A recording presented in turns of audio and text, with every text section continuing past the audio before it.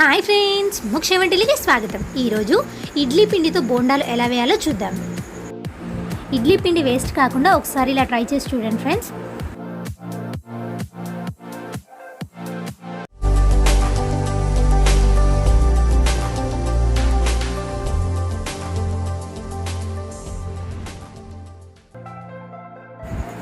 ముందుగా ఇడ్లీ పిండిలో కొద్దిగా కరివేపాకు, కొన్ని పచ్చిమిర్చి, అలాగే కొద్దిగా అల్లం ముక్కలు వేస్తున్నాను. అల్లం ముక్కల బదులు అల్లం పేస్ట్ అయినా వేసుకోండి. కొద్దిగా జీలకర్ర, అలాగే ఉల్లిగడ్డ ముక్కలు కూడా వేస్తున్నాను. కొద్దిగా మైదా పిండి వేస్తున్నాను. మీకు బోండాలు క్రిస్పీగా రావాలనుకుంటే ఒక స్పూన్ బియ్యం పిండి కూడా వేసుకోండి. అలాగే కొద్దిగా ఉప్పు, మనం ఆల్రెడీ ఇడ్లీ పిండిలో కూడా వేసింటాం కాబట్టి అందుకనే కొద్దిగా వేసాను.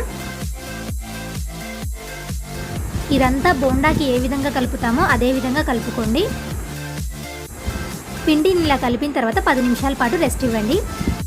10 నిమిషాల తర్వాత బోండా వేస్తున్నానండి. ఆయిల్ హీట్ అయింది. ఇప్పుడు చిన్న చిన్నగా వేసుకోండి. వీడియోలో చూపిస్తున్న విధంగా నిదానంగా బోండాలు వేసుకొని క్రిస్పీగా అయ్యే వరకు ఫ్రై చేసుకోండి.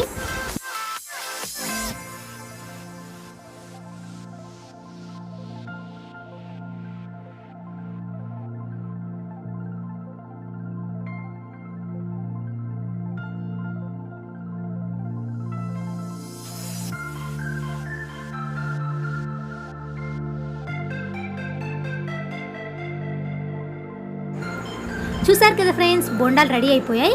ఇవన్నీ తీసి ప్లేట్లోకి వేస్తున్నాను. ఇదే విధంగా మిగతా బోండాలన్నీ కాల్చుకుందాం.